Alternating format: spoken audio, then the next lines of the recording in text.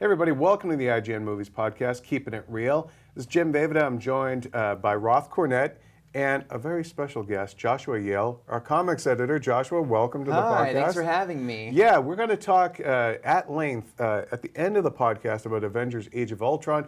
It's going to be a spoiler cast, so maybe save, that part of the podcast till later until you've seen it. Yes, it's we're going to talk all about what we liked, what we didn't like, and some kind of nagging questions we have about it. So stay tuned for that. That's going to be at the latter half of this podcast. We're going to dive into the week that was in genre movie news and talk about a couple of big things. Now, let's start with, it dropped last Friday. We're almost a week out from it, but people are still chattering about it. Jared Leto's Joker look officially revealed. Now, Joshua and I did a whole conversation about this. So we've heard from us. You guys have heard from us. We have not heard what Roth have to say about this. So tell us, I feel what do like you I think? just got on the hot seat a little bit on this particular topic. All the eyes. Tattoos or no tattoos? Yeah, what do you think? You guys are going to kill me, but I just don't like... You haven't seen the photo, have you? No, of course I've seen the photo. That's madness. Okay. I've seen the photo 200 times. Okay. I'm on Twitter. It's so hard to make an assessment like that just from a photo, right? Because so much about how that character is going to come to life is in how he embodies it. And I know that I say that all the time when we talk about photos, which is something we do, but it's true. That is an important message to reiterate. So, yeah. So I feel like jumping to a conclusion about it doesn't make a lot of sense because this particular depiction of the Suicide Squad and of the Joker is going to be very much of this filmmakers, right? So I don't think that we can expect it to see it be what we have seen before, nor should it be. And I think they really made a conscious effort to distinguish this from Heath Ledger. And I think that's actually correct and smart. You cannot redo what he did. So yeah, is he like, you hired a rock star to play the Joker. So of course he's going to look a little bit, he literally is a rock star, And the filmmaker, we should say, has done a lot of street level stuff, a lot of gang kind of stuff. So, the fact that he has basically prison tats and a very street criminal kind of thing going on, I mean, that's very much David Ayer. Yeah, it is David Ayer, and I agree. So, to me, that's what it feels like to me. It feels like his version of the Joker being he's in prison. He has prison tats. You know what I mean? He looks insane, but in that way. A very heightened version of something out of Oz, with a little bit of a rock star because that's who you hired, Jared Leto. So you like it? I mean, do I like the physical look? Do I like the makeup? Yeah, I think it's good makeup. Do I think that that's the right depiction of the Joker? We do not know until we see it in live action. What do you think, though? Here's the big thing that everyone... This is like a wave of judgment. Can you tell I don't like it? Well, I think the main question and the main hang-up a lot of folks have had, even myself, and I said that I was cautiously optimistic. I overall like the look, but it is that forehead tattoo, the damaged one. What are your thoughts on that one? I don't know. Yeah, that's kind of... We see eye to eye on that one, yeah. It could, maybe within the context of the movie, it's great, but... I just hope he falls into another vat of chemicals and those tattoos get washed off and he's just pure white. I like his look and his energy in the photo. I think he looks great at only tattoos. So it's strictly, what is it about the tattoos though? Do you think that it just, because it takes away from kind of the classical depiction of the character? Yeah, not that, but just that I feel like the internet has already answered this for me in meme form where they took a picture of Ben Affleck shirtless and they put a bat symbol and it's put the pearls and two tombstones and bats everywhere. It's we know the iconic imagery of that character. You don't need to plaster it all over him. Why would you plaster your own iconic imagery all over yourself? It doesn't make sense. It's kind of weird. But the iconic imagery of the character, that's an interesting point because that's a very meta interpretation of what he would do. He's not the Joker exists as a piece of iconography. Maybe in his mind, though, perhaps it does. Maybe he does think of himself as I'm a legend or something. Yeah. I don't know. Yeah, maybe sure. that's part of his megalomania. Yeah. Just seeing the picture, I don't like it. Of course, like you were saying, if we gain context later, that I could end up loving those tattoos and hear why he puts them on his body. But as it stands, meh. Meh.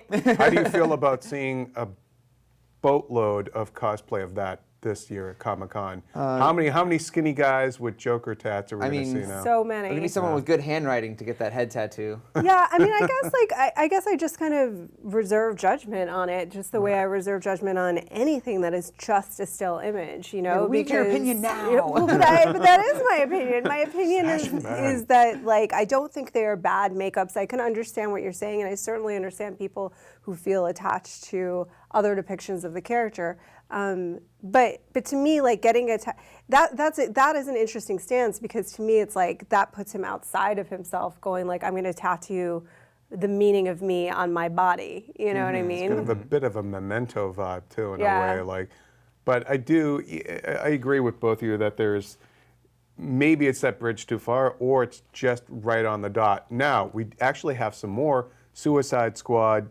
stuff to talk about.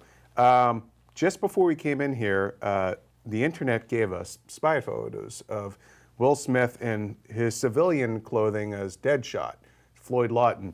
Very pimpin', and a lot of people are already like, oh, great, it looks like Wild Wild West again. It did though. It's a hat. Maybe he likes those hats. They complement his face. I don't know. But what did you think of that sort of, that kind of more slick look for Deadshot? And then there was also a photo of a costumed figure who maybe it's Deadshot's outfit, but I tend to think it's Deathstroke. Yeah. But a lot of people it looks like a Mortal Kombat character. What do you guys think of those two looks? It does look like a Mortal Kombat character, although it looks kind of like shoddy to me, almost like, again, it's a set photo, so it's not like we won't see it as it appears in the movie, obviously. And we can't see it from the side, so if it would be the half mask, I would say it's Deathstroke, but if not, I would say it's Deadshot, although he's got the big red eye, which I also didn't see, but again, we only saw it from the side. Only saw it from the side. It's not an official photo, and there's a lot that's done in post to a lot of these costumes. I mean, like we'll get to this later, but the vision on set does not look like what the vision looks like once you see him. I mean, it's similar, like the elements are there, but a lot has changed. And as we've seen from the Joker, it's a highly stylized movie, like it looks like it's going to be. So we don't know what that's going to look like final. But just looking at it, almost, what did Christian Bale say when he was Batman? He was like, at least I'm not wearing hockey pads. Yeah. The thing looks like hockey pads, you know what I mean? It does. I wonder, I mean, we don't know. Could that be a stunt double, and it's like kind of a cheaper looking version of it because he's going to be running? Yeah, and sure, yeah. You don't Definitely. know, they don't need to put as much detail. I'm giving him the benefit of the doubt. I don't know. Yeah, and like not to beat a dead horse, but I said this to Eric also when we were. The only reason I said it did though about Wild Wild West is because I walked by Eric's computer really quickly earlier, and our colleague. And I was like, why is there Wild Wild West picture? And then I literally it's thought the same that. style of hat. And then I leaned getting in. a sequel. And then I leaned in and I was like, oh, that's not that. But he's like leaning up against a wall. That could easily be a stunt double. That could be anything. We don't know. Yeah. And as far as the hat, he's bald underneath it. He is bald underneath it. So look, the man's just wearing a hat. it's a character choice. What if it's not Deadshot or Deathstroke? What if it's just like a goon? It could be. It could be like He's trying I to kill him at believe the they're mall. fighting Onslaught, which is sort of a like a mercenary organization. Maybe he is just a henchman of some sort. Let's. There are a couple of cameo rumors going on that. So I guess potential spoiler here, if these are true, that Joker did a cameo for Batman v Superman, and that Ben Affleck's Batman is cameoing in Suicide Squad. In fact, Tit for tat? Affleck has been spotted on set, and some of the set photos show what looks like Batman hidden under a tarp. You see his little ears pointing out. Should be in the suit in Suicide Squad, possibly. Yeah, and also we saw a shot of him basically dressed as Bruce Wayne, kind of entering the set. I mean, I'm surprised that they would bring Batman in, unless that's just like, let's just shore it up, make sure that we can use Batman in promo materials and stuff like that. I mean, I wonder if it's even. Yeah, I kind of like the idea that he's not in it, because the Suicide Squad movie that I was picturing in my mind, there's no room for that. you know? Do you know what I mean? Yeah, like if Batman is there, why can't he take care of your problem? Exactly. That's You know, like. what do you need these guys for? Why do you need these guys? Well, what I would think would Batman be gets well, first of all, they obviously want to build Kill Batman. Maybe Batman's dead. obviously they want to build the DC cinematic universe by putting their characters. And if you're going to put characters in other movies, why wouldn't you use the Joker and Batman? Those are the big cash cows, no, right? But yeah. then I think for the plot, the Suicide Squad is up to something. How is Batman not there to stop them? I think it'll answer that question. Maybe we'll see Batman being sent on like maybe a wild goose chase somewhere else while they pull their heist or something like that. Or maybe it'll be like Assault on Arkham, the animated movie, where Batman he's almost the villain of the piece to where they're spending the whole like movie avoiding him. So they know he's not really in That's the awesome. story. Oh my God, but Batman's at the party. I could see that Did you happening. invite him? I didn't. Who invited Batman? I could see that happening. So. Now it's turning into a Shake It Off or something with his hella hair. Well, I don't know. Yeah, I mean, or it's possible. I think you're right in the sense of that they want to connect this universe as quickly as possible and establish it as that. But I liked the idea of it just being the Suicide Squad, to be honest. Now, one more thing about Batman. There were a couple of purported photos, and the fact that some sites have been asked to take them down pretty much confirms what Warner Brothers wouldn't confirm to me, which is that they're real photos of new shots of Ben Affleck as Batman. Probably the best, clearest shots we've had of him yet in the suit. Very Dark Knight Returns. I mean, yeah. dude, it's right. It's the same look. Yeah. Also, the most different Batman movie costume we've seen. Oddly enough, you're gonna kill me, internet, but it's closer to like Adam West in that it's like a cloth suit with like the little ears, and I think he looks good in it. But what was the joke that you guys were talking about this morning? That I think Eric Goldman said that some friend of his said that Affleck looks in that photo. Oh yes, he looks like when you dress up a dog in a costume that it doesn't like. It makes that face, or a cat. You put little ears on a cat. I like the look, but I kind of get what they mean. He's kind of like, I guess it's tough to capture the brooding. It's interesting because I feel like this is definitely going to birth a lot more sad Batman memes. Nah. But he does look more grumpy than brooding in that photo. I mean, Yeah. like Maybe he is just a grumpy old man. this In The time Dark around. Knight Returns, which is sort of inspiring the story of Batman versus Superman, he's like past his prime. He's actually retired, and he comes out of retirement, and he just has the worst attitude of any Batman we've ever seen. So it actually fits, but I do agree. Maybe they could have done a few more shots to maybe get a little more kind of menace in there, and less like, oh, I'm Batman. but I think it's not necessarily about the feeling of like soul despair, which we would expect to see. And I think that actually the trailer you do see that moment when he's just staring at his suit. He looks so full of rage, and I think that's the Batman we do want to see. Yeah. It's in the still images. He looks like an unhappy kitty. Like, Grumpy cat. I do like the Grumpy suit, though. bat. I like There the we go. texture of it. It's pretty Yeah, it is. Yeah, It no, is no, very yeah. different. Some people were saying it looked like paper mache, and I'm like, It have the etching, the texture. I would love to know what material that is. And is it bulletproof or it knife-proof? looked. I mean, the fact that they're trying to make it look like it's skin tight, Yeah. right? So it almost, to me, had a bit of a meshy kind of chainmail kind of vibe to it. But yeah. But again, and I think, you guys didn't see it in IMAX, right? The trailer. No. Eric and I saw it in IMAX, and I have to say that suit in IMAX looks so good. Awesome. Oh, it looks so war torn and beaten and awesome, and just it looks so good. Okay. So I think I'm proving my point about you can't tell from still images. Well, let us know what you think of all the new DC movie character reveals, the looks of these characters. Let us know in the comments below. Let's move on to Marvel, because there's, Lord knows, they're never without a loss or something for us to talk about. But let's talk about Marvel's Spider-Man reboot. Two things on that front. One, a rumored title, and then reported short list of contenders, and one reported frontrunner. So let's start with the title. What do you guys think of the rumored title? Rumored, again. Spider-Man, and I think this is from Latino Review. Spider-Man, the New Avenger.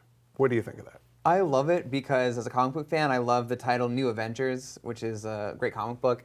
And so for that, and I think that obviously to people who don't follow this like we do, like general audiences, it hints to them, oh, Spider-Man's joining the Avengers. Like, you know what I mean? I think that's a great... I think it more than hints. Yeah, I think sure. It strongly implies 100% Spider-Man's joining the Avengers, which is good for people to know that this is a new Spider-Man who's part of this universe, ones that everyone has loved a lot. And when Spider-Man did join the Avengers in the comic books is when really the franchise spun out and became what it is today. There's like over a dozen Avengers comic books right now, and that's because like Spider-Man and Wolverine joined the team. So still crossing my fingers for that second hero.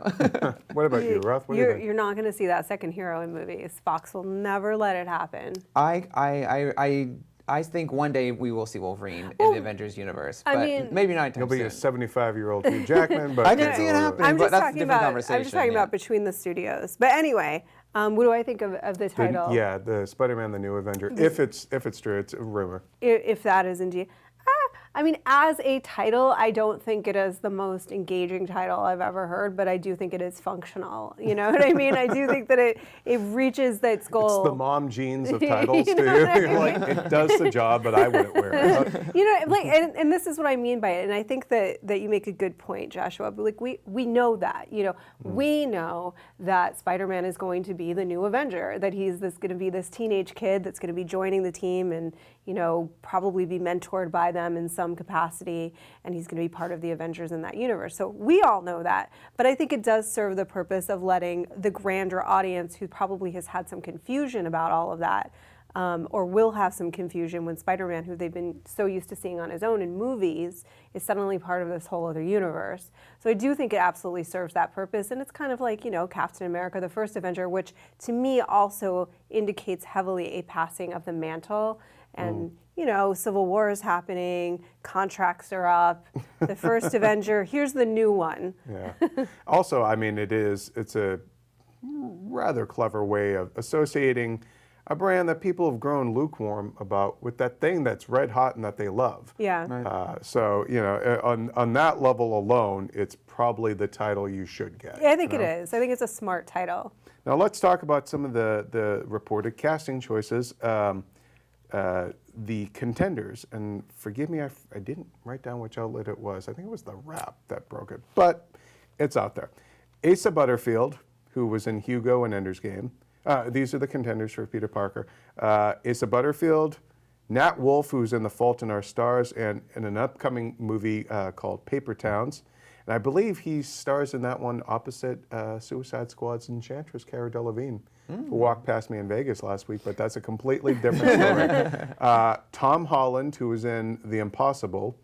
Timothy Chalamet, who was actually was the son in Interstellar, and he was Finn Walden on Homeland, if you guys watch Homeland.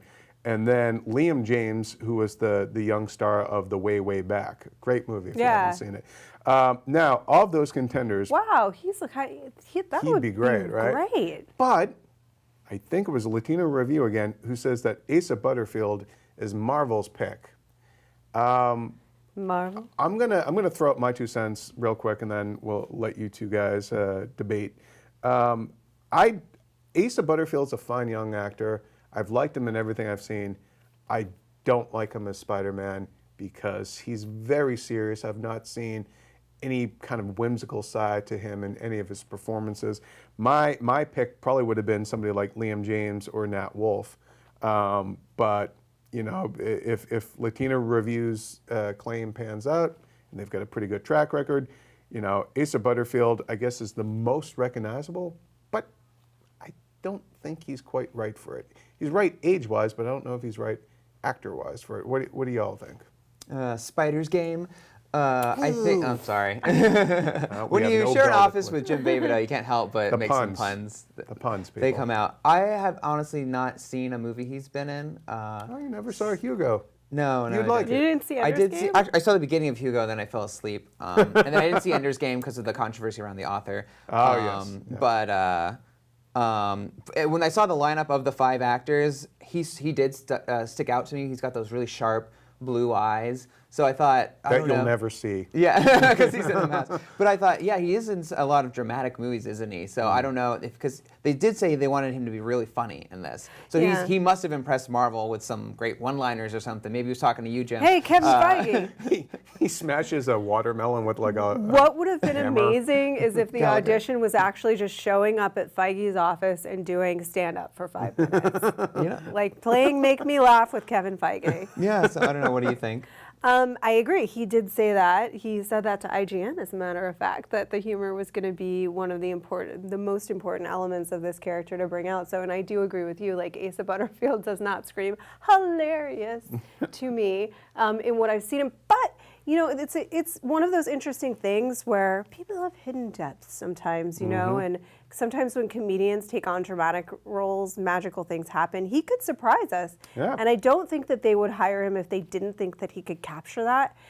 I also would say that Asa Butterfield's a little low energy. He's pretty low key. That's He's a good not observation, like yeah. quick and quippy, but I also don't see it.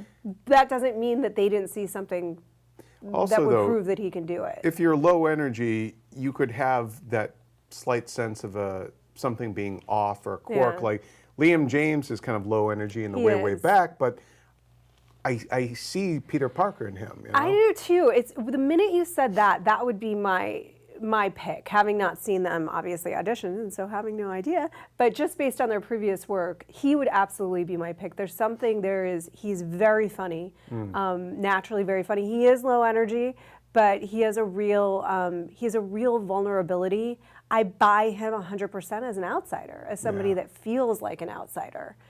Which I also think in the midst of all of that is an important quality to have for Spider-Man. Who is your pick of those 5 again? You said, was it Asa just based on his look? Or Yeah, he's just the one that popped out at me because visually I thought he looked a little different. have Yeah. He's very good look to him, and but I'm also ultimately just disappointed that they're not going with like Miles Morales. Yeah. Well, what are you we'll gonna do? see. I mean, look, Marvel Studios, they're not going away anytime soon. Yeah, we sure. Could get Miles. In the 5th Spider-Man reboot, look out, guys. Exactly. One other actor on that list that 2017. I would suggest is Nat Wolff, who I haven't seen the movie yet, but I did see the trailer a couple of times for Paper Towns, and he really kind of jumped out at me in that trailer. It's like I could see this guy as Peter Parker. Tom Holland, I'm not familiar with his work. Timothy Chalamet, it just seems uber serious to me again. But yeah, we want to know who you guys would like to see as Spider-Man. You know, is it reported front runner, Mr. Hugo himself? Mr. Piercing Eyes. That's right, or Liam James, or what do you think? Asa Butterfield. He would be our second British Spider-Man too. If he were to get it. He is British. Yeah. Taking all the American roles. Next on Xenophobia. All right, so let's move on from the live-action Spider-Man and talk a little bit about some news that came out of Cinemacon last week, which is Sony officially announced that they're doing an animated Spider-Man movie that Phil Lord and Chris Miller, who did Lego Movie, Cloudy Chance of Meatballs, Jump Street, they have a bunch of stuff going on. They're the favorite sons over there at Sony these days. They're going to be writing and shepherding an animated Spider-Man movie for release on July 20th, 2018, which will not conflict or replace or anything the live-action Marvel-sanctioned now Spider-Man movie. What do you all think about? Well, we talked about it. What do you think about it? Oh, that's right. Yeah, you guys did talk about it. I love it. I'm kind of hoping it's Spider-Ham. I'm serious. I love Spider-Man. You wonder Peter the Porker. puns. It's partly Spider-Ham. I got that and Mad Libs. But yeah, the I butter hope of they the do day. Spider-Ham. I would love that. But That'd be something else. Will the actor who plays him in the live-action movie voice the animated role? You think I they'll get a believe it's going to brand be new all No, role? I think it's separate. totally separate. Yeah. Okay. Yeah. So I 'Cause mean, they won't be linked in continuity, do you right? think could the animated movie be our Miles Morales? That's what I was just going to say. What about that? What? Now, Okay. look who's all in Now it. you Now got I'm me. interested. Now you got me. Now That'd be you're so talking. cool. Although, would you feel cheated to have Miles Morales in animated form only? As if sort of like how Vixen is only getting an animated series for the CW. It's Yes. sort of like a Yeah. secondary. I don't know. Well, I would just be happy that the masses saw them. And Yeah. it's not like it's not getting a big theatrical release. That's true, and it'll probably be a huge hit. Yeah. If their track record is anything to go by. Yeah, so I wouldn't be mad at it. Yeah. And if people loved it, maybe you could make a live action appearance. I think that's a great argument. Maybe, so we're writing it now. It's Miles Morales. There we have it. We're fanficking this into a reality. We actually want to know what y'all think about the. I'm not even from Texas, but I say y'all. I went Southern today too. Yeah, it's a bunch. weird. Also, But I we're was gonna at go least- get some cornbread. We'll be right back. I am from Texas. You guys have my blessing. I was born There in you go. Tennessee. Okay, well. The more you know, folks. We the just more you met. know. Let us know what your thoughts are on the animated Spider-Man movie, Spider-Man reboot, yada yada, in the comments below.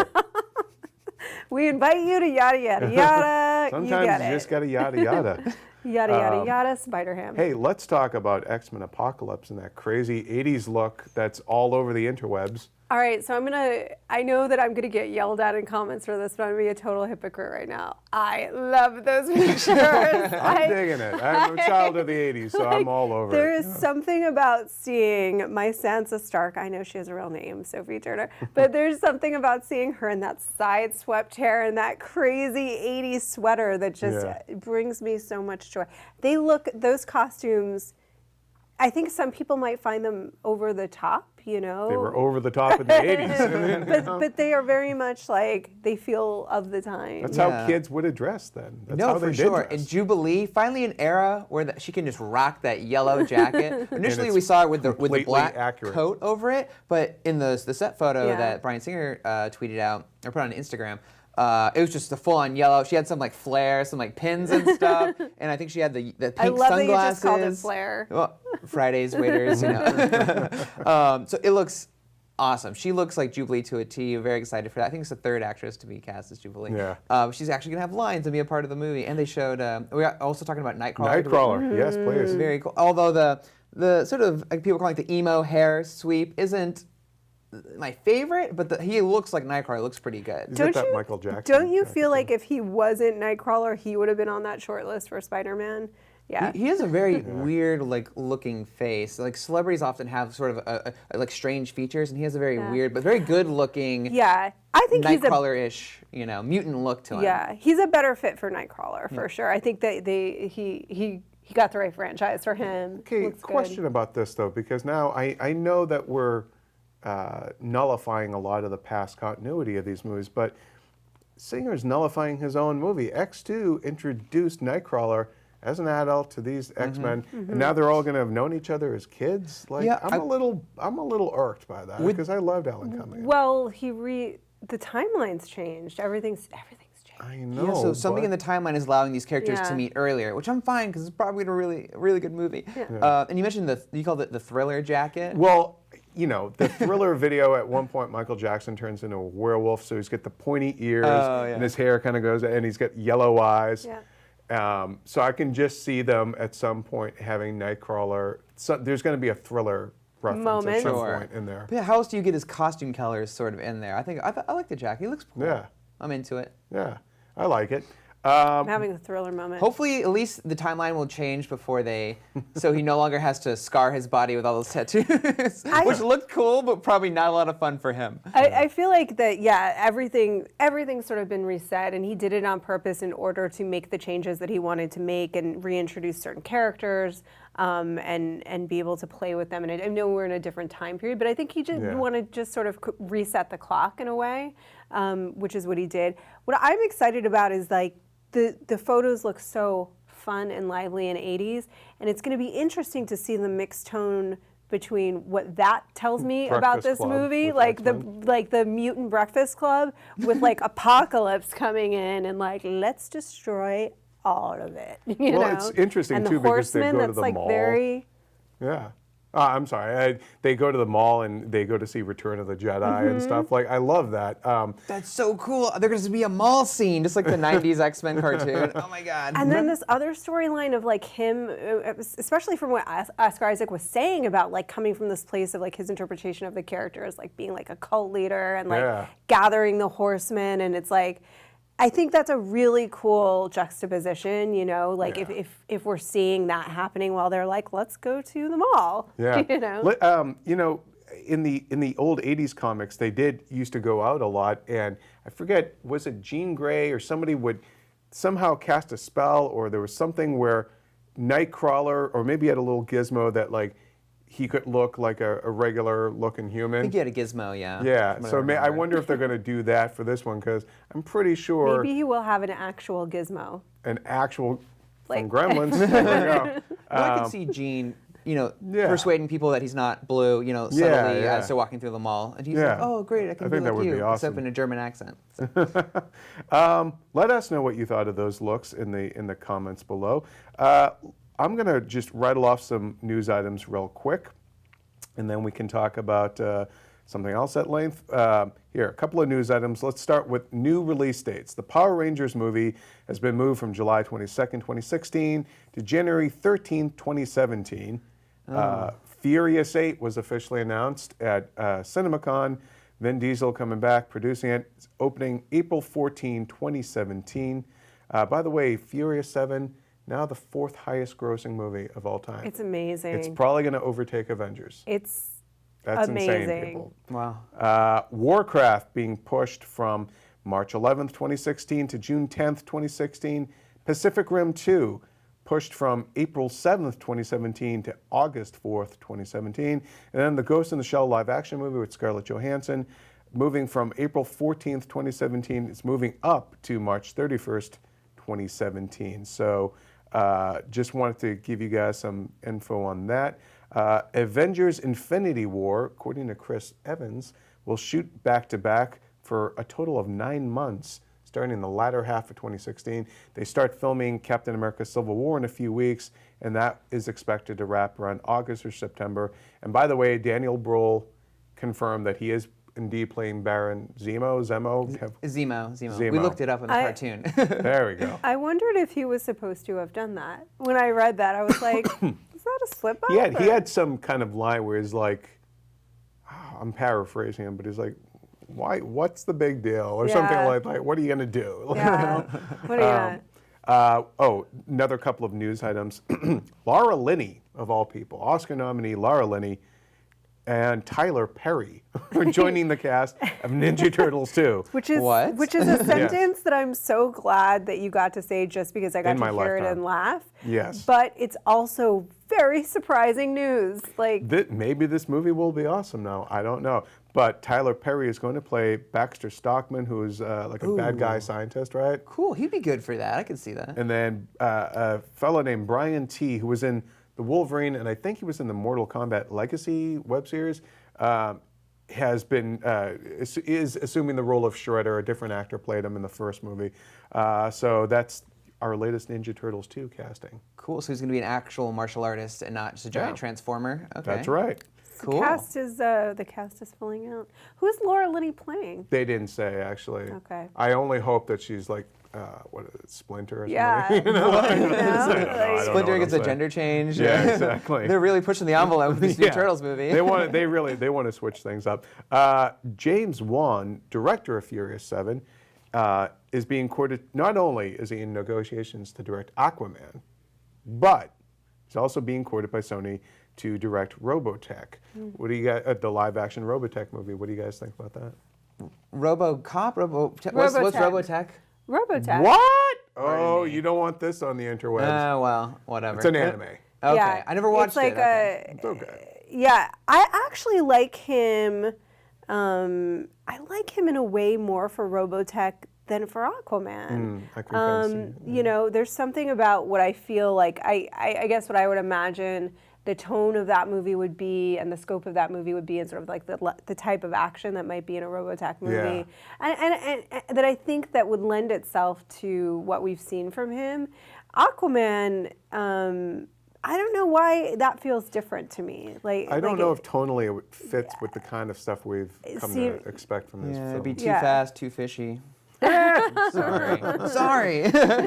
Oh, I don't have to make a single bad pun today. You're doing it for me. We're really failing on making weird noises. Chris makes constant weird noises in the podcast, so You I'm know just why? gonna bloop.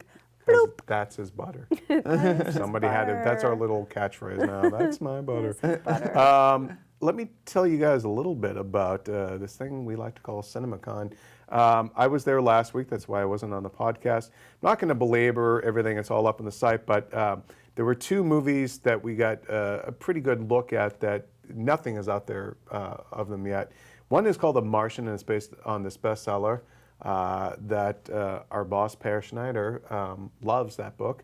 And it stars Matt Damon and Jessica Chastain.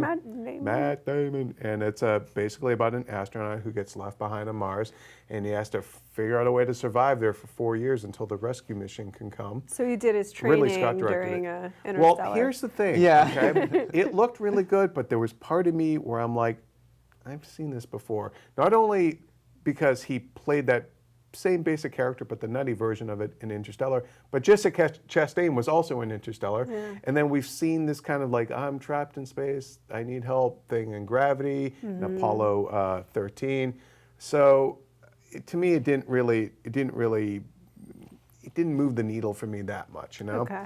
The Revenant, on the other hand, which is from Inarritu, director of Birdman, and the same DP, looks amazing, and that's a true story set in the Old West with Leonardo DiCaprio and Tom Hardy, and basically it's a true story about this fur trapper who was mauled by a bear, left behind by his guys, and then he has to trek out through the wilderness for revenge. Yeah, he goes back to wreak his revenge. And it's all shot with natural light. It looks gorgeous, and you really feel like you are there as the native warriors come riding at you and stuff like that. It's an amazing looking movie. Yeah. I'm very excited about that movie for obvious reasons. First of all, the story itself is pretty compelling. Yeah. But then also just because I was such a fan of Birdman. Yeah. I want to see what he does next. Cool, yeah, and a great cast too. And then let's see. Little news bit about Fantastic Four. According to the film's official site, Reed Richards' powers have been modified a little bit. He can now, quote, warp space around him and appear to stretch his body to impossible forms and incredible lengths. In other words, his body isn't shifting or stretching. The space around him is. Lame or not lame? Joshua. Yeah, it gets rid of so many weird, goofy things he can do, like loop around people and stuff, and be stretchy, and then... I always thought the sex life of Mr. Fantastic and the Invisible Woman must have been incredibly kinky. I'm just saying that, but any shape, anywhere, any orifice. He can just sit on the couch and let it go all over the house during the Viner. Oh, because he's looking for her. I'm just saying. Look, because she's invisible. Yeah, exactly. He's looking for her with his... I'm just saying. Anywho, what do you think about them changing his powers? I mean, it happens. It's fine. I mean, they got rid of Spider-Man's web shooters once, but it still was Spider-Man. And, it's more going to be I feel like what's going to make that movie a hit or a miss is, like, the spirit and the tone and, like, the energy of it, not how exactly his powers work. You know what I mean? Like, I don't care. It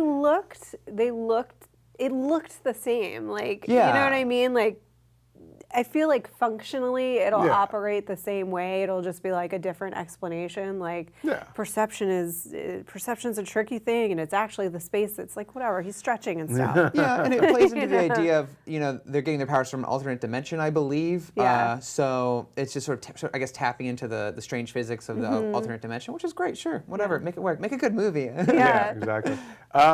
Let's talk briefly, because Roth and I did a whole conversation about this that's up on the site, but Sony is reportedly they are going to do that Men in Black Jump Street crossover film where Channing Tatum and Jonah Hill join the Men in Black team, and they're also doing a Jump Street spinoff that will be led by a female cast, and possibly maybe even bringing back Dakota Johnson's character from the first Jump Street, now that she's a bigger star with 50 Shades of Grey.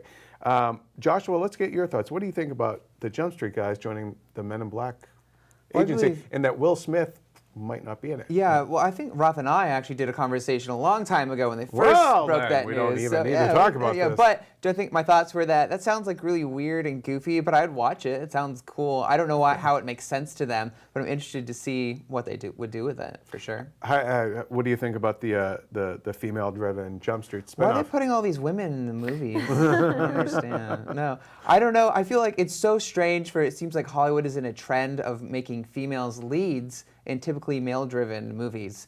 Wow, shocker. Oh my gosh. Like, I'm happy. I'm sure more. Give me more. They just announced in the comic books an all-female Transformers team, so I can't wait for that to be the next thing we see. In the movies? Yes.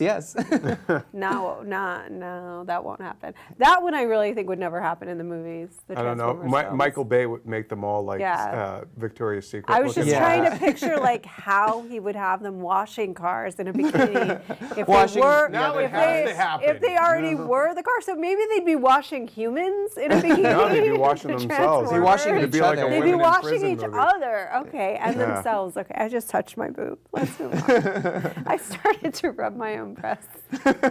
Hello, YouTube. This is Roth Cornett. Just moving on from You that. dug yourself in that hole. Don't look at me. Avatar composer James Horner said that Cameron has enough material and all the scripts for Avatar 2, 3, and 4. He actually has essentially a script for Avatar 5, and they're trying to whittle things down so that we don't have an Avatar 5. Quickly, thoughts on that? The one headline I saw, and I think it was Vulture, said, James Cameron, only person who still cares about Avatar, has script for Avatar 5 or something like I that. say this. I would almost always put my bet on Cameron because every single time the internet and publications have been spelled disaster for him, he has come out with hitting. The only one where there really was kind of a disaster for him, and it wasn't a disaster, but it didn't do all that well, was The Abyss. Yeah. But Titanic was supposed to be a Titanic-sized disaster. Yeah. Everybody said that it was going to tank. I know, I'll stop picking up from these guys. But look, it did not, obviously. Avatar, the same thing. People were like, what is this madness? This isn't going to work. So yes, does it sound insane? It does. It's been so long since Avatar happened, you cannot recapture the novelty. 8 years. It's going to be 8 years. You can't recapture that novelty. People have problems with the story, the technology. We've already seen that sort of in other films and stuff. But I still say again, there's something about this guy that just is almost all of the time a hit maker. Yeah. So we'll see. This could be the one where this could be another Abyss. Okay. Well, we'll find out. Now, for that part of the podcast you've been waiting for, this is going to be an Avengers Age of Ultron spoiler cast. We're going to just talk about everything we liked and didn't like about the film. If you've seen the movie, stick around, keep watching. If you Chat with haven't, us. bookmark it, come back, watch the rest of this later. We're also we'll clip it out and stuff too if you didn't want to watch the rest of the podcast, which you should. We're good. Without further ado and spoiler warnings, let's get into it. Overall, I'm going to let you two do most of the talking because my review is up on the site. So, Roth, let's start with you. What did you think of Avengers Age of Ultron? I liked it. I thought it had a lot it had to handle. It sort of had a lot of moving parts that Joss Whedon had a lot of moving parts that he had to manage in this one. I think that it suffers a little bit from the weight of expectations. I feel like that after the first Avengers movie that everybody loves so much, or most people love so much, the expectations for Avengers 2, but then grew exponentially after Winter Soldier and Guardians were such financial hits, but also so critically beloved. You know how much I love those movies. And I went into, I think, the second Avengers, and then at that point you're like, wow, if these solo movies are great, the team must be like the second coming, And I think that it really had those kinds of expectations going in. For me anyway, and it's very, very hard to live up to. It's a lot of fun. It's a really funny movie, especially in that first act. It's like hilarious. It's good action. It's great banter, great team. But it has so many moving parts that it does, and it has the weight of the intricacy of the Marvel Cinematic Universe. And I think that's a lot to handle, and it gets a little messier than the first film. And Ultron, I thought was great, but wasn't quite what I was picturing. Especially the relationship between Tony and Ultron, I thought could have got a little deeper, but there was just too much to handle elsewhere. Yeah. But my favorite part of the movie, hands down, is the Vision, and he was barely in it. But I love the Vision so much. It's stupid. Like, I love that character. Crazy stupid. But it's to the point that I'm like, the Vision's too good for the Avengers. Like, not like that I don't like the other characters, but I mean, he's beneficent. He's got an Infinity Stone. He's got an Infinity Stone. He's so far above them, so that the idea that he would then like be in training with, I was like, you're training him, you know, like. The only one I could see him really being able to call his equal is Thor. Yeah, but even then he's not. But the reason that I don't think he's even above Thor is because Thor is so driven by his ego, and it's hilarious and really fun to watch. Like, I love that moment. Like, Jane's better. But the Vision's like actually like a deity to me. Like, he has compassion for Ultron, but he knows he has to put him down. He just is so far superior, even in those few moments, to the rest of them in terms of like his ethical and moral compass, that I'm like, you're too good for that Vision. Joshua, what would you think? I thought it was pretty good. It wasn't as good as the first one, I suppose. Although I've only seen it once, and we hear about it for the second the first Avengers ended. We're like, what's gonna happen in the next one? And we've been following it so close in interviews and previews and trailer rewinds and stuff like that. So there's a lot going in of like muddying my expectations and just my vision of the movie. And I also noticed a lot from the trailer was cut out of the movie, which is sort of like a weird thing. A lot of shots and stuff. After seeing it, I don't think it was quite as good as the first Avengers, but I thought it was pretty good. I thought it was weird that my favorite moment of the movie was a Hawkeye speech. The speech that he gives to Scarlet Witch it was awesome. Like, he gets what it means to be an Avenger. Like, whoever wrote that, was it Joss Whedon? Yeah. Joss Whedon gets it. Give that guy a job. He's going places. Although I will say that I never felt endeared to Quicksilver or the Scarlet Witch. So when she actually did step out, I was like, I mean, cool action scene, but I didn't really care. You know? Did you see it coming? When she came out of when Quicksilver Quicksilver Oh, and died. Quicksilver, and what'd you guys I think love of Quicksilver from the Quicksilver comic books, but when he died in the movie, again, I was just like, I didn't especially like his character, or I wasn't endeared to him in any way. They sure had a tragic story, but again, there were so many moving parts, like you're saying, that it was hard to latch onto anyone. And like, going back to Hawkeye, I feel like they really tried to make up for his by giving him like his family and giving a lot more screen time. But even then, he still was like relegated to like, I will help rescue all these people while you guys do all the action and the fighting and the important stuff with stopping Ultron. So it was sort of like, yeah, we see him getting more screen time, but is he really doing anything more important? Or maybe not that it's not important to save people, but as far as Screw saving children. Yeah, wait a minute. What kind of scut work is that? But you know what I mean, but right? That was Hawkeye's. I feel like Hawkeye's whole message, and the reason that we saw him on the farm with the family, is like he is the human center of this group. He is the part that represents, even more so than Black Widow, even though the just vulnerable, very everyday human being side, and so that his task to get those people out, of course that's important. What's more important than that? Sure, of course. I didn't mean to, You hate humanity. I hate children. Wants children. But You beat puppies. I will agree with what you said about the Vision. He was not only like just one of the coolest characters, just this amalgamation of like science and of magic and just ego and the brains of Banner and Tony Stark.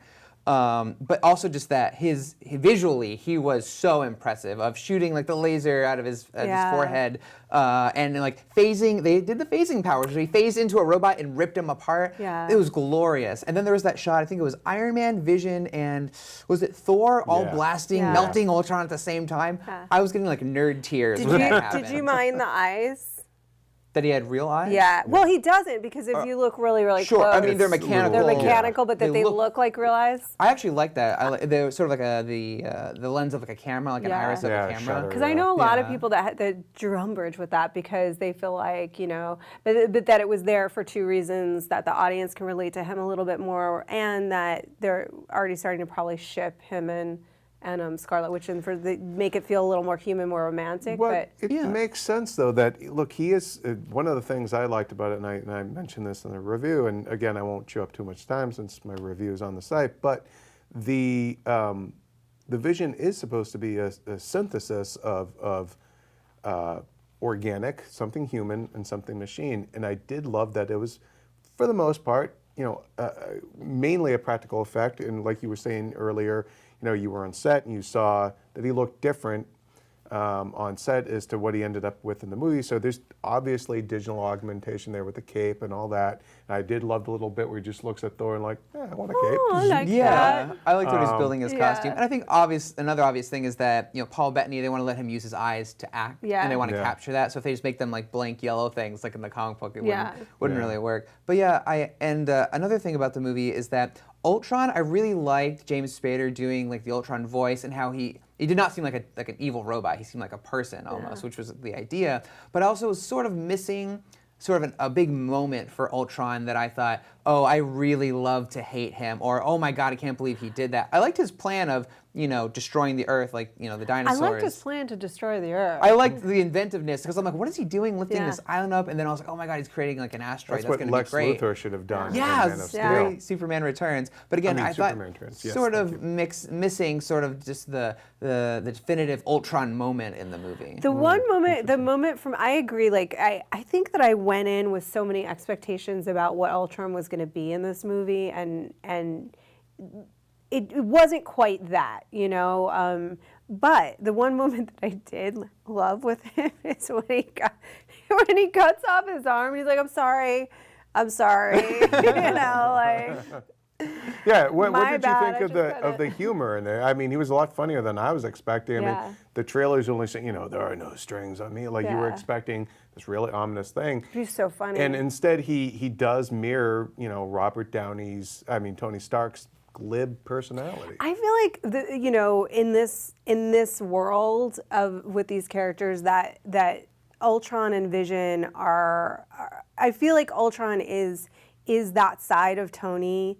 It's like the manifestation of his superego, that is the part of him that is a megalomaniac and thinks that he knows best, and I have the plan, but my plan's really ultimately destructive because no one person has the plan for anybody else, But then Vision's like the counter of that, because that's part of Tony too, and he's partially birthed from that too, and Banner.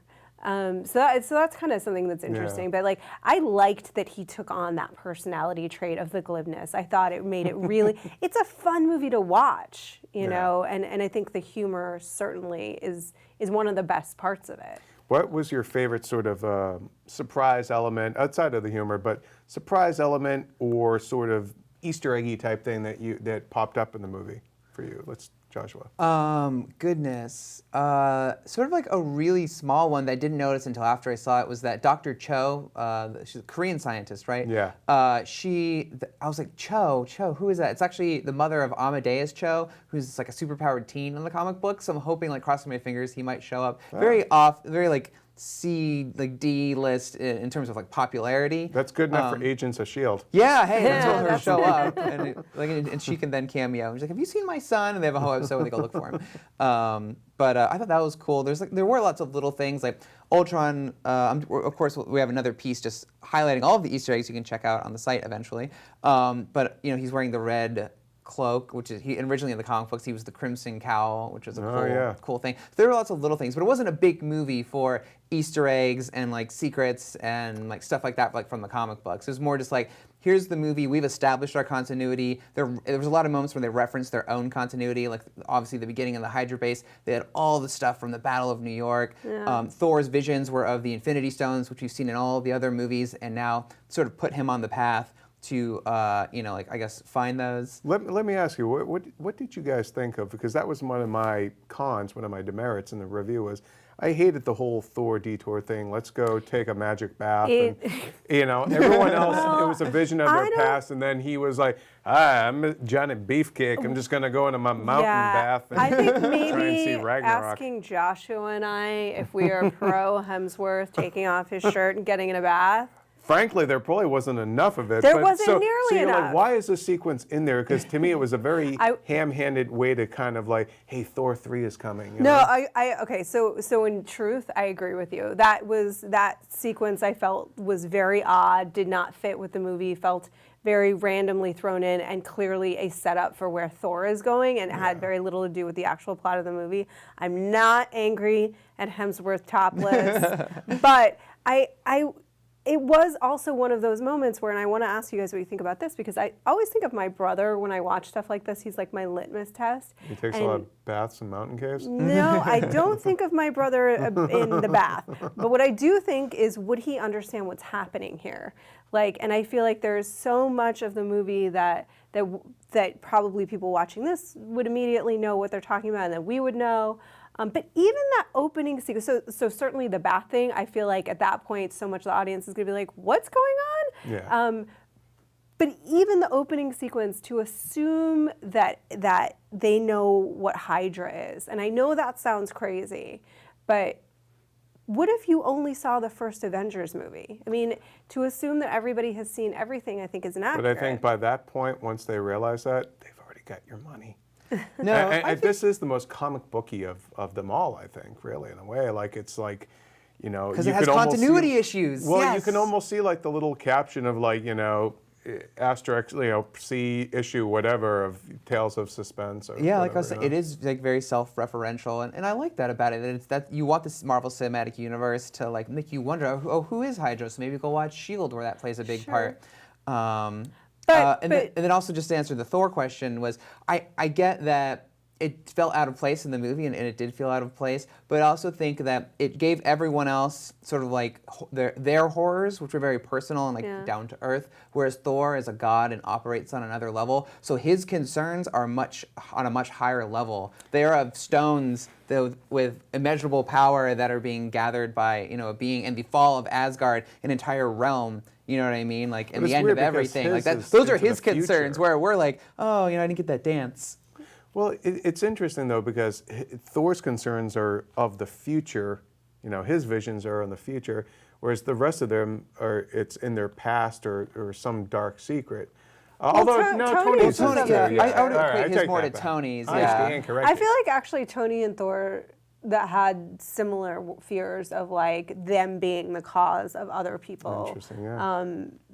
Being destroyed and in pain, and in Tony's case, it was the entire Earth. But that just tells you how big his ego is. Yeah. No, I mean, really, it's a great character moment, because it's your biggest fear is that you will literally end the world. Wow, you think a lot of yourself, But then he kind of could have, and he almost not did. arrested at the end. Seriously, how come he's not arrested at the end? Everyone knows that he did it. Yeah. I don't understand how these guys keep getting, well, they're here. I guess this is where Civil War is going to come in, but there's no repercussion for any of the stuff that they did. There was that throwaway line that, they might try to arrest Banner. Yeah. But no mention of Tony. Maybe, I guess, money talks. Money does talk. Yeah. I mean, that's why that doesn't really bother me, because it's he is, with all of that money, he is untouchable pretty much, I agree with you that it's fun for us, I think, to see something and know where all of these references are coming from, but I do think it's a big challenge, and I think he manages the challenge. If you look at Iron Man 2, which seemed very full and it was trying to serve a lot of masters and it didn't really work, I think Joss Whedon pulled it off here, that he had a lot to manage and he was serving many masters, and it actually worked and made a cohesive whole, Can I ask you guys what you thought of the Nick Fury stuff? Because that was another con in my review. Was I thought, especially coming on the heels of Winter Soldier, which had such a great ending as the fall of S.H.I.E.L.D., and Nick Fury burns the eye patch, he goes on the run, assumes that identity, they put up a damn tombstone for him. And now he's just back with his eye patch, back stateside, even though we're going to go to Europe, has a helicarrier. It's like, what the hell? Is S.H.I.E.L.D. dead or what? Like, what's going on? You just find a helicarrier. And for me, it was such a, I'm not very good with Latin, but I know what I'm saying, a deus ex machina of like, literally like a god machine is thrown in there to save the day. And I really hated that.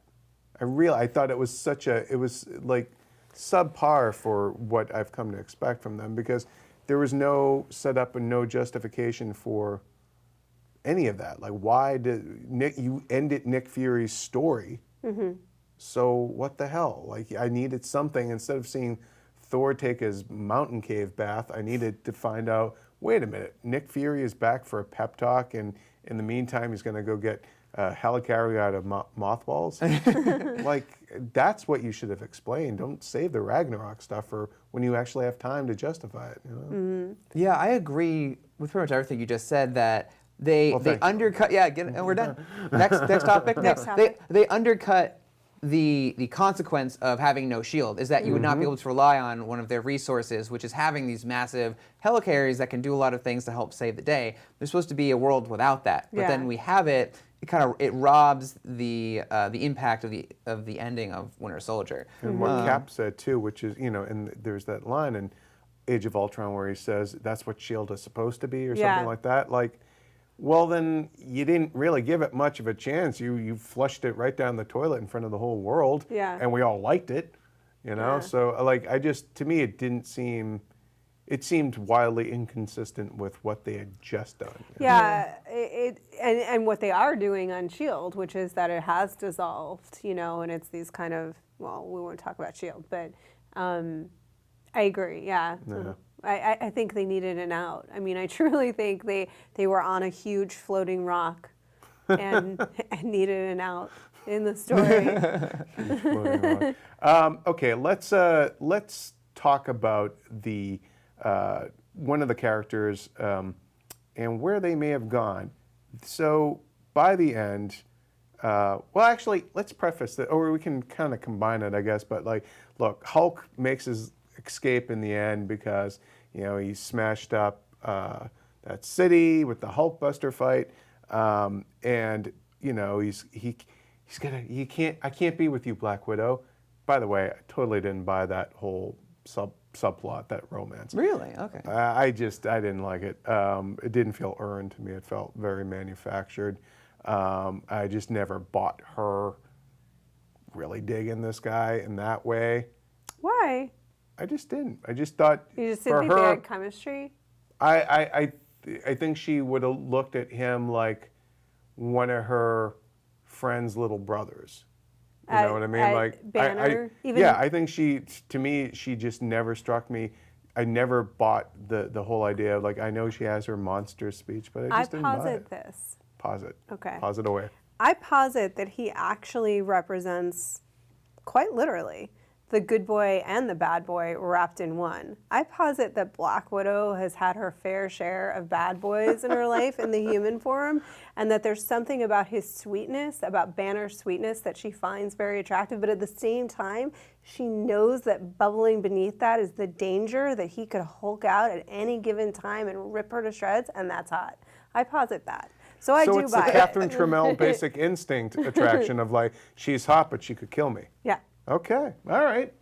Now you've given me something to think about. Let's watch it again and see that. Yes, exactly. Yeah, we're talking about if we buy the romance or just the Hulk in general? Real quick, do you buy the romance? And then I want to ask you guys, where do we think he went in the end? And you've got a theory, but Joshua, real quick, what do you think of the romantic subplot? I thought it was like okay. I didn't feel a lot of like the chemistry to it. But on the other hand, I did appreciate when she pointed out that of all these like egomaniacs and the good old American boys and the rest of them, he's just this thoughtful like scientist who does have the Hulk underneath. Yeah. So it obviously is, and he didn't want to be a problem for her, and obviously he can destroy a city if gone unchecked. So that is a lot to put on a person and try and make a romance out of that. Because as they pointed out, they will never have a life like Hawkeye, who's like the sort of the go-to like human of the Avengers. no little Hulk we talked babies. about. But as far as where his Hulk goes in That'd the be end, a rough pregnancy. that's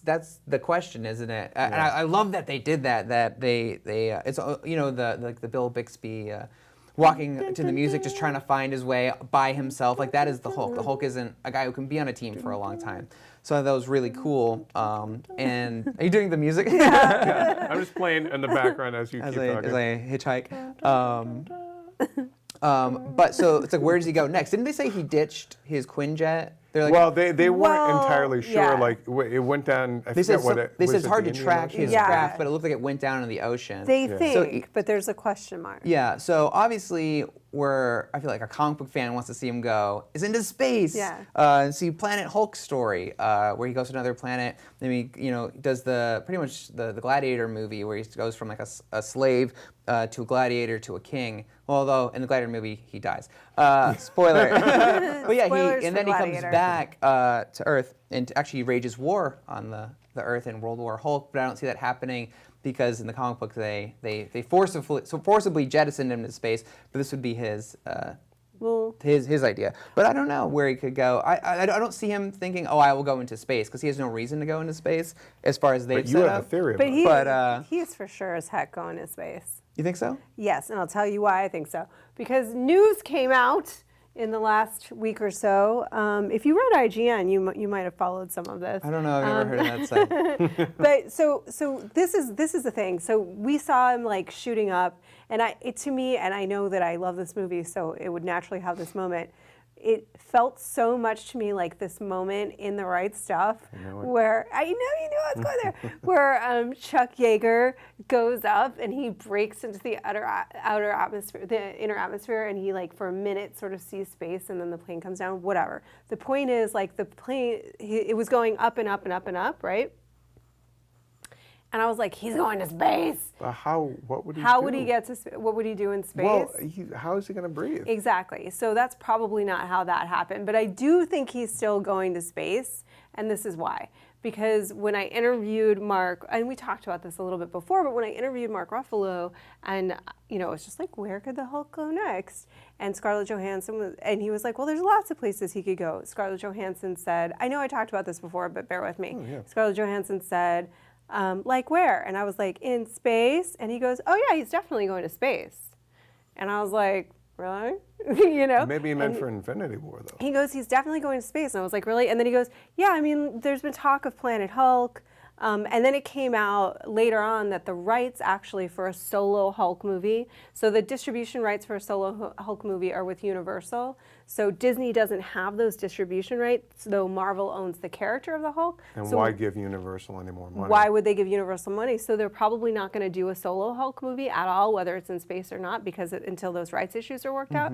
However, Chris Carl and I postulate that the way you do this, and I don't know how he actually gets there, like he's not going to fly that, like he didn't fly into space right there unless somebody, been UFO unless napped. like Yondu came and picked him up or something, which who knows. But we postulate that Planet Hulk elements will play a role in Infinity War. And so it's not like you get a solo movie, but that you see elements of it, and he's not going to be here for Civil War, Joshua, didn't you I say could that see- in the comics that there's a reason why Hulk wasn't around in Civil War? Because he was jettisoned off in the Earth in space. space. So here's riding off what you just said. If they do take him to Ride space, my which it wave. sounds like from what you said, they're probably going to, I would say, and how do you take the Hulk off the map? If you're like Thanos and you're like, well, Hulk is very, even though I'm all-powerful Thanos, I still have to deal with the Hulk. Why don't I jettison him off to a planet? So I can see him being captured, Yeah, interesting. that's a taken good- off the board. Ooh, I like it. But they don't. He's like, I'm going to put him on this hostile alien Yeah. planet. He won't stand a chance. He goes there, crashes. Over the course of the movie, maybe sort of in the background, he again becomes a slave, Yeah. and you think he's going to die. Then he rises up, takes control of the planet, gets his warbound, the Hulk's warbound, and launches into space. Shows up much like the helicarrier did. He's the Deus Ex Machina of the movie, with an army to help fight Thanos. Oh, I like it. IGN fanfic, rocking Done. it again. Just It's happened. happening. It could happen. Yeah. I have one quick thing that bums me out about, and it leads back to your point about the rights issues, which is Universal also has Namor the Submariner. So if the thing crashed in the ocean, oh, maybe Submariner found him, and maybe they do a version of Planet Hulk, but it's in Atlantis or whatever. Ooh. Probably not going to happen because of the complicated rights issues. So wah wah. Wah, wah. But I'm sorry, you had you had an additional point you wanted to. No, and I've made this point before too. Is like not only is the Hulk not in Civil War in the comics, but like to me the Hulk can't be a part of that equation because whatever side he's on wins. Like It's bad enough with Thor. you know, like well, and Thor can't either. Like it has to be sort of an even Right. divide. Right. Otherwise, like if you have the Hulk, you're like, guess who wins? Yeah. This guy. Well, Yeah. we want to know where or what you guys would like to see happen with Hulk now that he's basically back on the run. He's separated from the team, no longer an Avenger until, of course, Infinity War comes along. So let us know in the comments what you think, where the Hulk went. Where'd he go? Where'd that Hulk go? I want to find out. Let's talk about the new lineup of the team revealed at the end. We have Captain America, Black Widow, Scarlet Witch, Vision, Falcon, and War Machine. I did think it was kind of funny about Falcon has that line at the party about how like I'm no Avenger or whatever. Like he seems to be like the reluctant superhero. Like I know you, you'll do. You know. Like, what do you think about this lineup? Is it a little too second tier? I don't think so. Coming I off mean, of Thor and Hulk and all that. yeah, but I mean, like I was saying before, to me, if you have the Vision, like You got that you stone. know, it's going to be very hard to argue with that team. Yeah. So and also, you know, Scarlet Witch has some powers. You know, she's pretty fierce. But him really, like to me, it's like even the Avengers team that we've had so far in the movies that we've become used to, there's varying levels of power and strength, right? But they each bring something new to the table, and I think that it would just have to be that. But I do think audiences would have to get used to that idea with if it is exactly this group. I don't know that it will ultimately be exactly this group, you know? Yeah. Because we also have other movies coming Well, up. we have Ant-Man coming up, and I was a little surprised that little Ant-Man didn't pop up there. But then again, He was. You there- didn't see him? He's right Then there. again, though, there would be no context for that. So maybe I'm just speculating. Maybe the tag at the end of Ant-Man will be like, "Hey, you want to join the Avengers or whatever, or something like that." Hey there. Hey, you little fella! Come here, you bastard. Were you disappointed though that there was no Black Panther? I mean, we already know Chadwick Boseman's playing him. Yeah.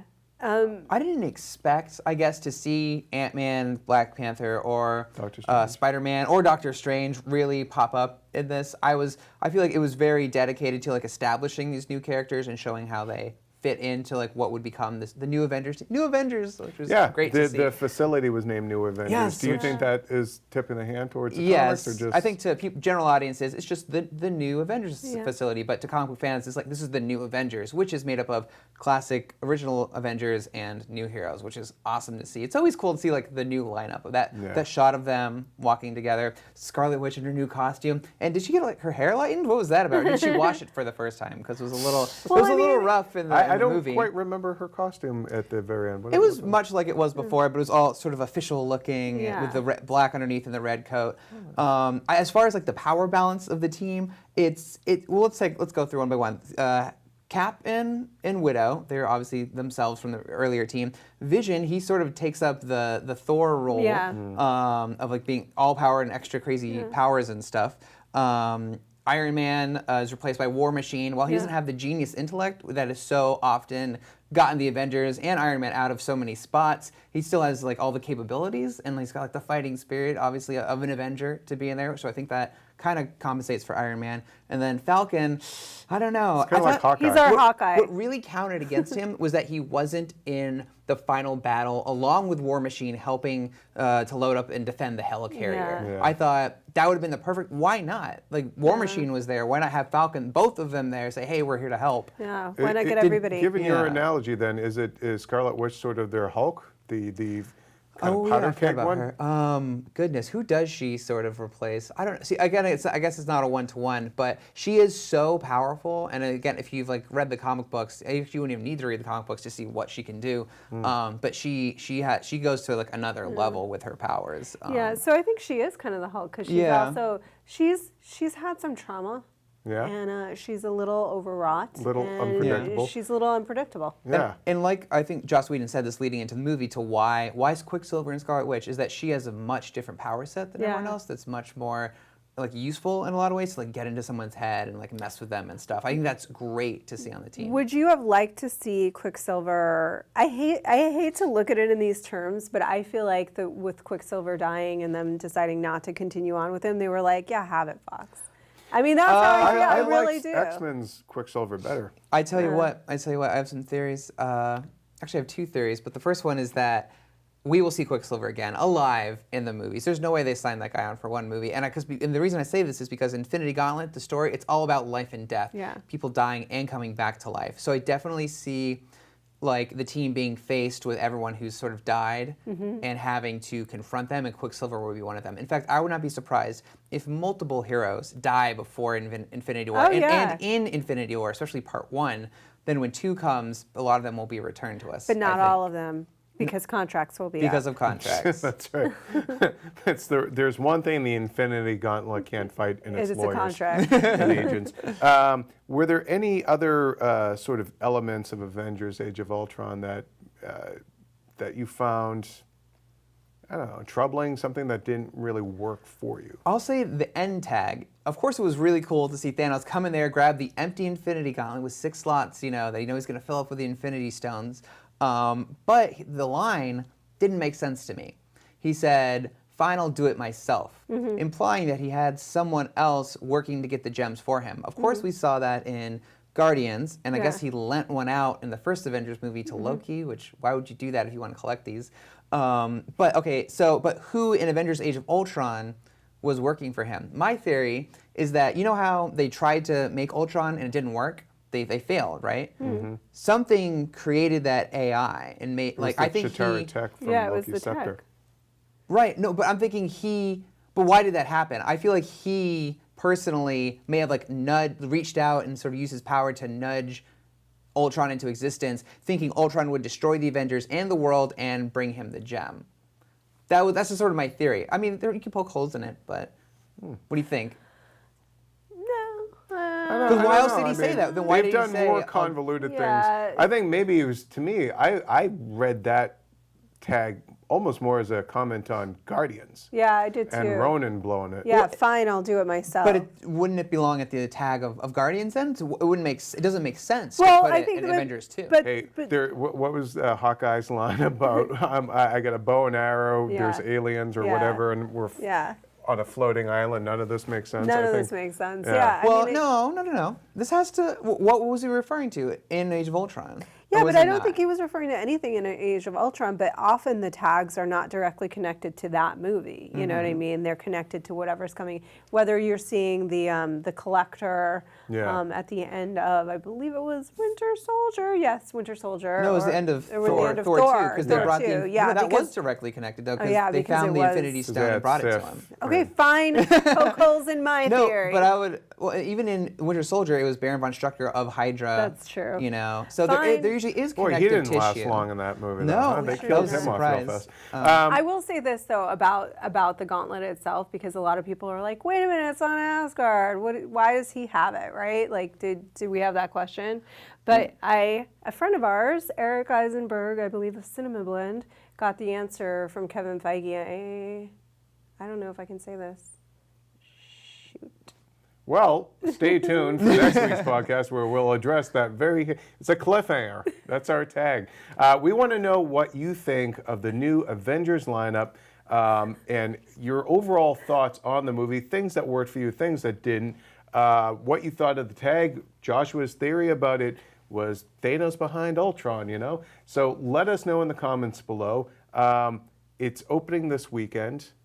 And it's tracking at opening at around 220 million. It has already made 250 million overseas. It opened last week internationally. What do you think? Is it going to beat the original Avengers opening of 207? Probably a sure thing. Yeah. Yeah. Do you think it'll hit 220?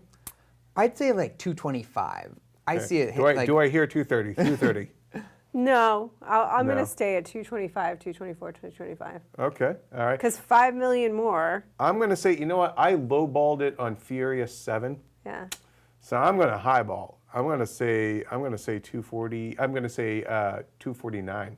249. 249. You're outrageous. It is. I'm insane for this stuff. I don't know. I'm kind of curious what you guys think. How much you think it'll make? Let us know that in the comments below.